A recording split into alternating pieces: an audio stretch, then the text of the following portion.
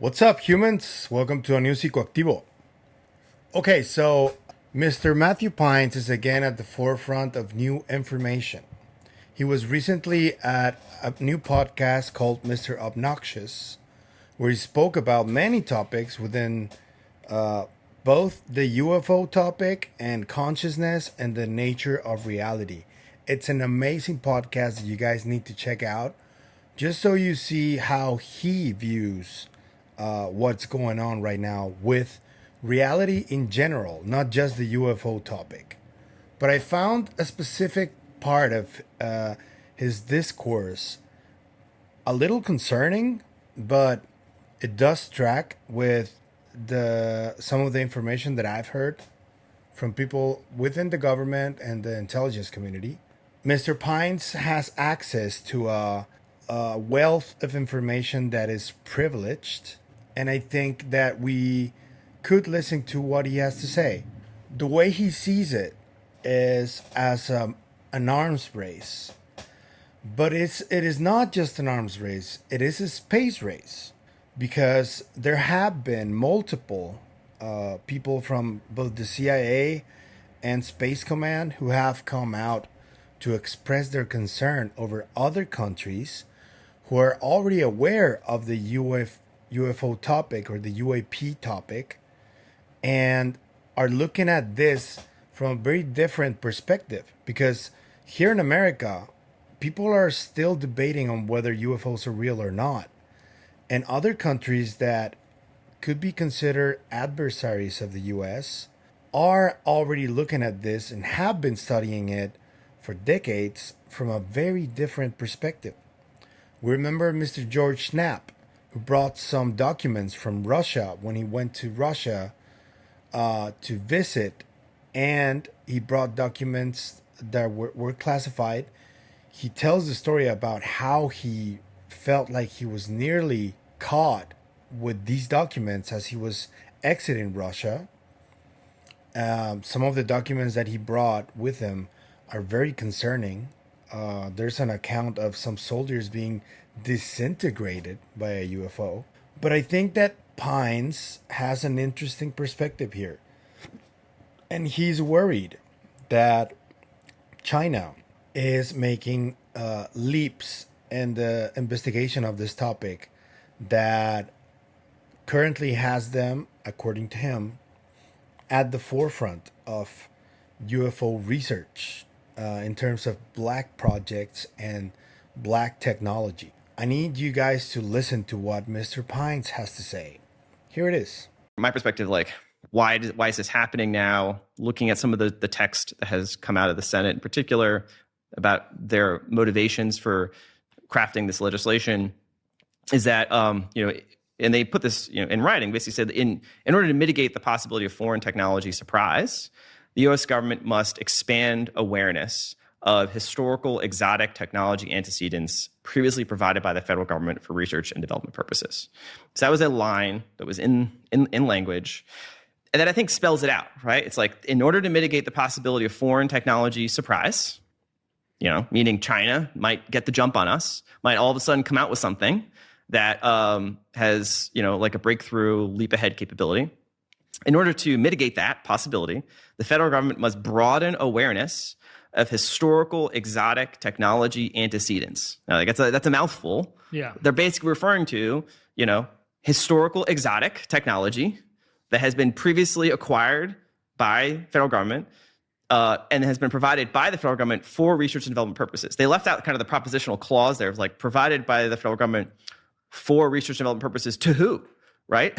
It's provided by the federal government. Well, who do they provide it to?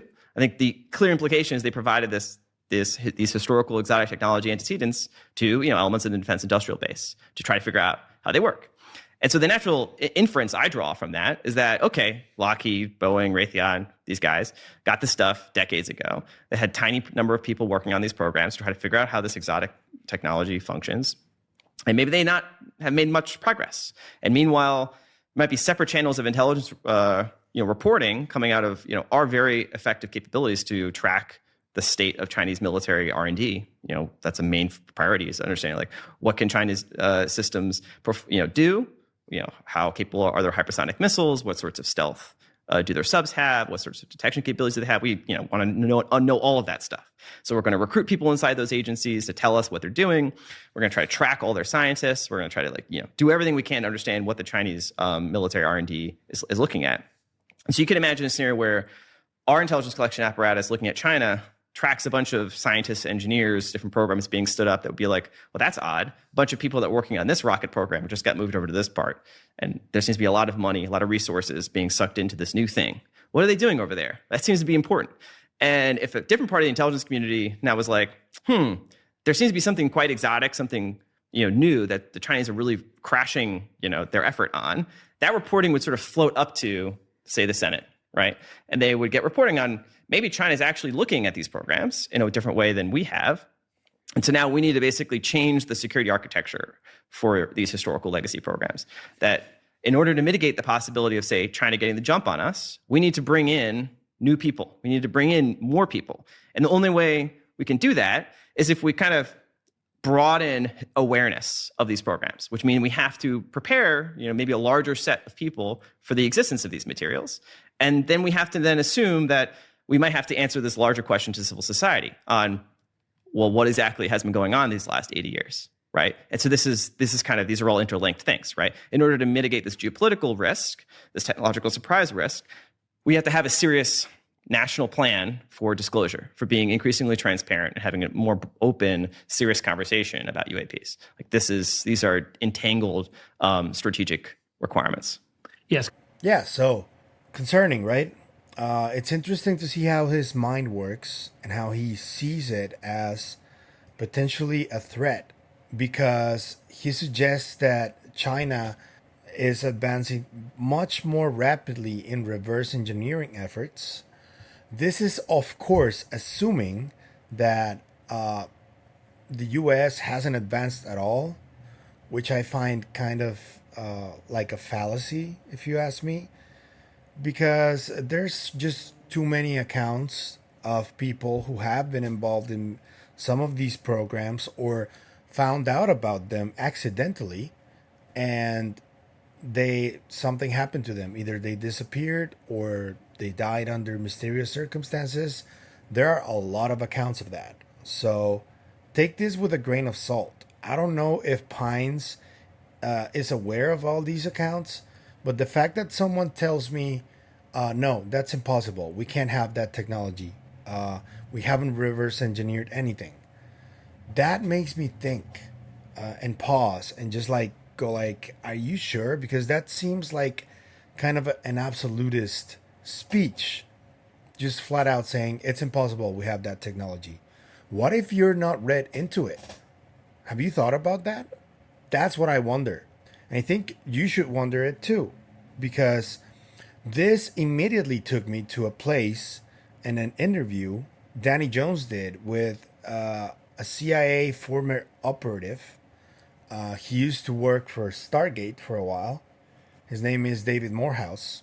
He spoke about some things that really jumped to me when I heard Matthew talking about this. He talks about the space war, and he even presented like a diagram of when the space wars began, kind of like a timeline, when Russia was involved, when China got involved. And he talks about it as if it's just, that's how it's been this whole time. Space wars began in the 50s, I believe, according to Mr. Morehouse. And if this is true, there's a lot that these intelligence agencies haven't told us about. And I think that that's the reason the UAPDA is so important, because if they have kept these secrets from us for so long, what else have they been keeping from us? Which technology that we currently use today that seems so wild to us that we can use on a daily basis has been reverse engineered from UAP technology? I want to know that. Maybe they haven't cracked anti-gravity, maybe they haven't constructed these craft, but what about the cloaking system? What about other technologies that we use on a daily basis? What if that was reverse engineered, you know? And I can't help but think that people like Mr. Pines haven't been fully informed about some of these projects. Take a look at what Mr. Morehouse has to say about this. It's a little bit longer video, but I think it's worth taking a look at so you guys can see what I mean about these space wars. Here it is. What is this right here? What is this diagram you have right here? DOD, This- NASA, space race. This is, I did this to show people where and when the space race began, where NASA and the Soviet Union got into the game, and where China got into the game. So I go from December 1945, when Chief of Staff of the Army General Henry Arnold and the physicist Dr. Theodor von Kamen, yeah, he was German, they formed this U.S. Air Force Scientific Advisory Board. It was the U.S. Air Corps at that time, right? And they put into play a 50-year strategic vision for space war.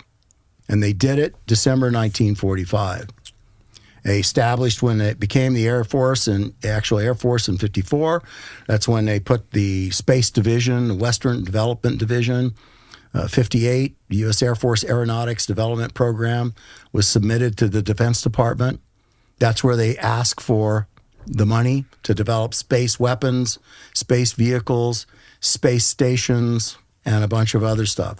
You can see right in there how this is all crafted and where it started and what was happening in this particular area, right?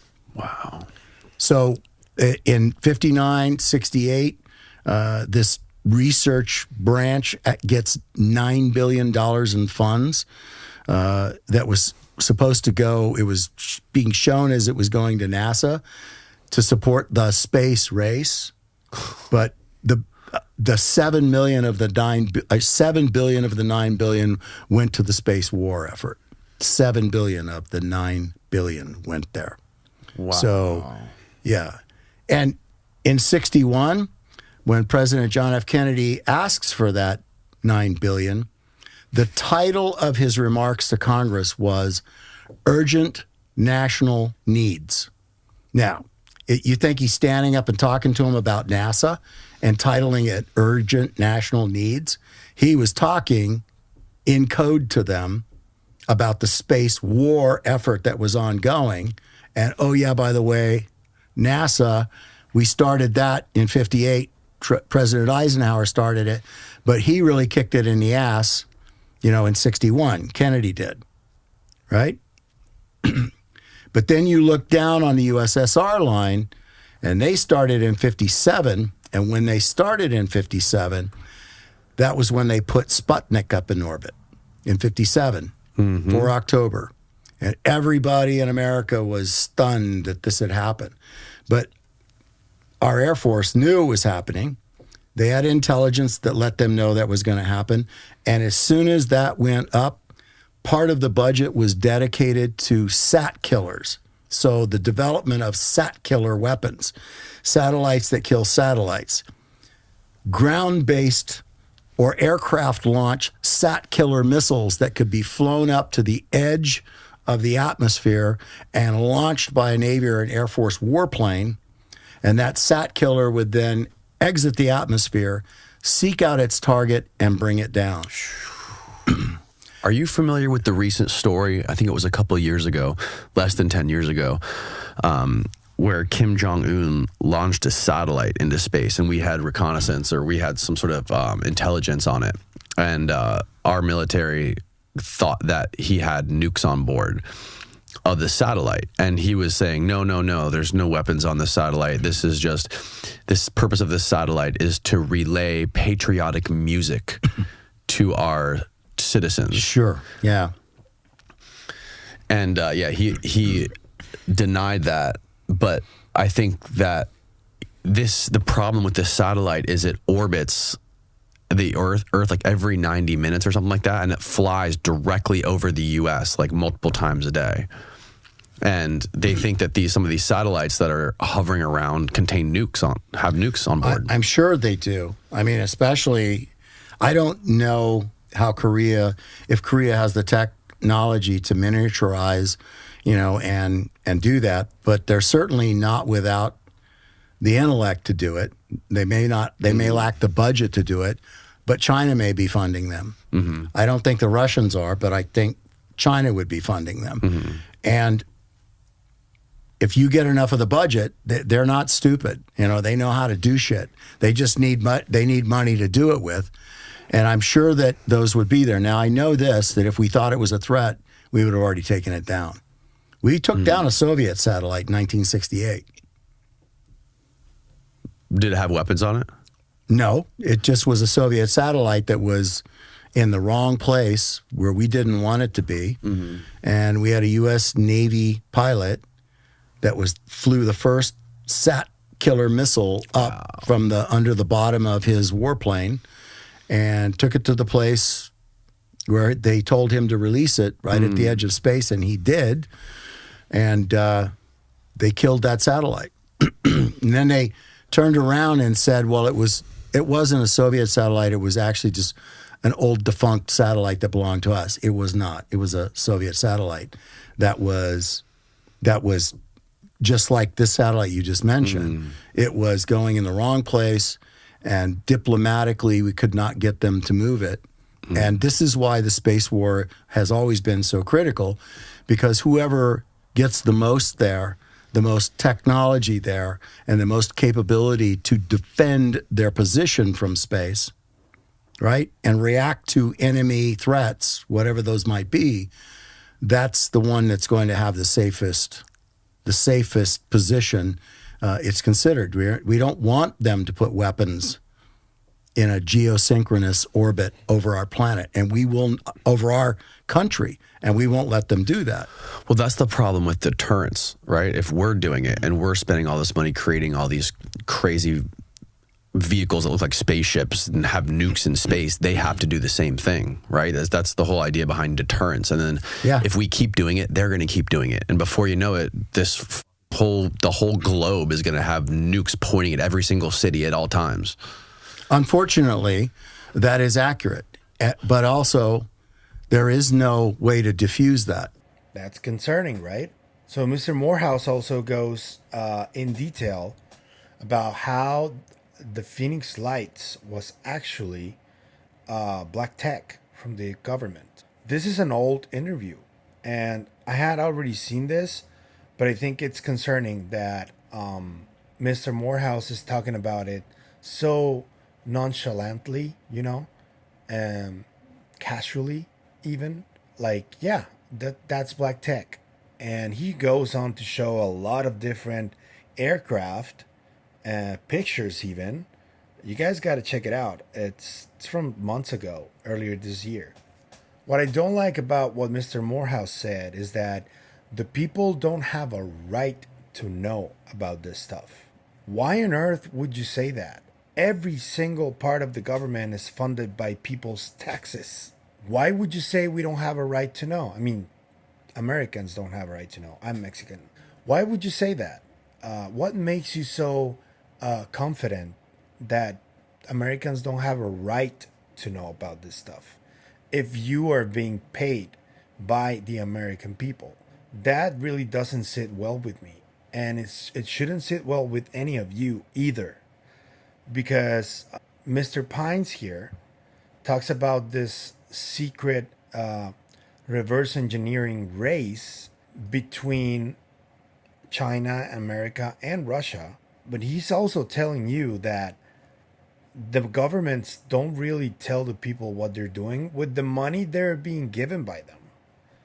Taxpayer money. That's the issue here. And I think that Mr. Pines should really consider whether he's being told everything or not. And I think this also feeds into the whole threat narrative from a different perspective, granted, because this is a threat from potentially China, not from the NHI, which is a real threat, let's be honest. China is actively trying to surpass the US in many different aspects. And they already have, and many more. So I want to hear what you guys have to say about this. Please let me know in the comments. I got some news though. I just received my pin of YouTube, so now I can get paid. I was waiting for that in order to open new memberships. I am working through the process and the badges and all that stuff, but I am going to start with something a little over $5 per membership, and that's it. I'm not gonna be charging anymore, but I am gonna give you guys exclusive videos. I am gonna give you guys exclusive material, documents that I have that may not be found online easily. I'm gonna give you guys a little behind the scenes stuff of what I do, who I speak with.